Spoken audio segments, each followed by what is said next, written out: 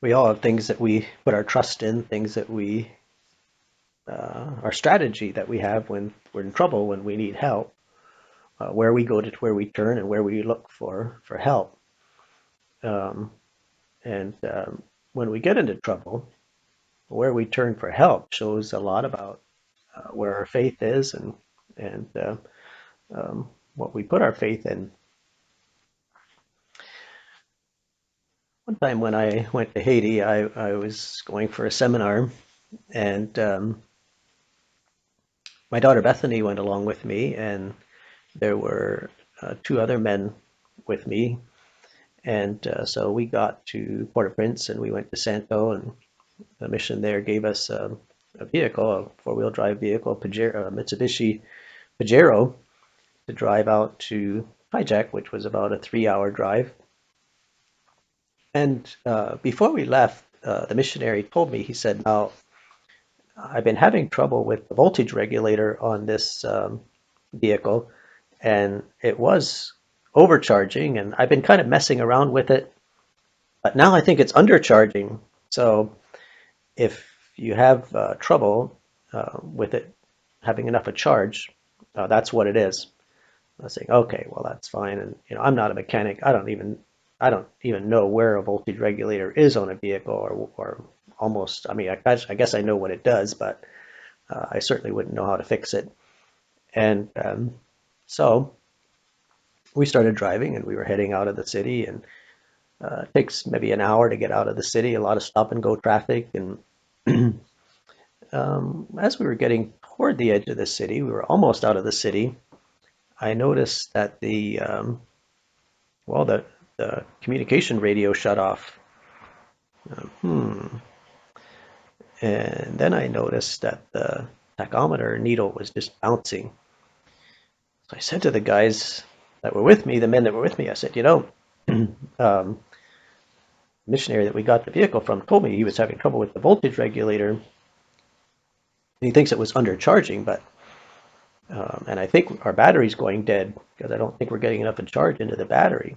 But I said we've been in stop and go traffic. We haven't been running the engine very fast, but we're almost out of the city. When we get out of the city, we'll be able to run the engine faster and it should charge. I think we'll be fine. Well, we got to the edge of the city and I stepped on the accelerator and it didn't go any faster. The engine didn't speed up. And wow, this was a problem. So I pulled off in a gas station there and said, well, what are we going to do? And so I said, well, I'll go find a phone and I'll call the mission and see if he can come and help us. Um, and in those days, it was before there were cell phones in Haiti, so I had to go find a phone somewhere. And one of the men said, um, well, I'm a mechanic. And he was saying, I know what's happening. He was saying, there's something there. It's a diesel engine, and there's something that opens that lets the fuel into the fuel injectors, and that's controlled electronically, and we don't have enough of charge to open that up. So then the engine doesn't run. So um, that's what's wrong. So I said, well, okay, well, he said, if I can find that, maybe I can prop it open and we'll be able to go. Okay. So I went to look for a phone. Well, I found a phone, and the lady said I could use it if I paid her. So I paid her and used the phone. I tried to call um, missionary, no answer. Tried to call his wife, no answer. So I went back to the vehicle to get more numbers. Other people I knew, I thought, well, I'll call somebody in Kajak. Maybe they know what we should do, or they can help us. So I got more phone numbers, went back to the phone, and tried those, no answer anywhere. And so I am going back and forth between the phone and the vehicle, looking for more phone numbers, trying to call somebody that can come and help us. The mechanic was working on it. He was saying, I can't find what I'm looking for. So I said, well, we're going to have to find a mechanic. So we asked her at the gas station, yeah, there's a mechanic. Well, one of the other man, he was saying, let's just buy a battery. put a new battery in it.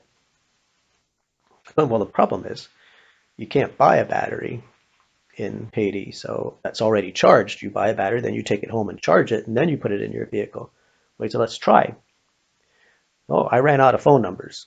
I didn't have any more people to call. And the man who was mechanic couldn't find what he was looking for. So we went down the road a little bit, and sure enough, there was a little person sitting beside the road, a little shed selling car parts and stuff. And so I stopped and I asked him, "Can I buy a battery that's already charged?" No, no, he said, "You can't do that. You can't buy a battery anywhere that's already charged. What's the problem?" So I told him, and he said, "Well, I know a mechanic. I'll take you to a mechanic." So I I said, "How far is it?" Because by that time the engine was barely running. I had to ride the clutch just to keep the vehicle moving. And he said, "It's not far. It's not far. It's just up here." So I got in. He got in, and we started going. And well, it was got further and further, and eventually we did get to the mechanic. And so the mechanic came out, and he started pulling wires off, and that made me really nervous because I don't know anything about mechanics. I didn't know where those wires belong. And he got a little test light out. And he held one end one place and the other end another place, and he was saying, "The problem is your alternator. You need a new alternator." And saying, "How do you know?" Like the person who owns the vehicle, he didn't say anything about the alternator. He said it's the voltage regulator, but I wasn't even quite sure how to say voltage regulator in Creole, but I was doing my best, and I certainly couldn't explain what it did in Creole. And so he said, "No, it's your alternator. Look, see, I hold this here, I hold this here, and the light's supposed to come on. The light's not coming on." I said, "Yeah, but the problem is I don't know anything about mechanics. You could hold those two wires anywhere and tell me the light's supposed to come on, and I don't know if it's supposed to come on if you do that or not." Well, he said, "You need a new alternator." And I said, "Well, I don't, that doesn't seem right." I said, "Do you have one?" No, he didn't have one. He says, "Well," so he goes and buys an alternator and comes back, and it's going to be late, and I don't drive in Haiti after dark, and so uh, I don't. Yeah, it doesn't sound like a good idea to me. And then somebody in the vehicle said, "Hey, the radio came back on," and then the engine started running better. And I said, "Hey, you put all the wires back where you got them, and I'll pay you for what you did, and we're going to go." Well, he said, "You're not going far because I didn't fix anything." That's okay. Just put everything back. So he put all the wires back. I paid him some money, and we got in the vehicle and we left.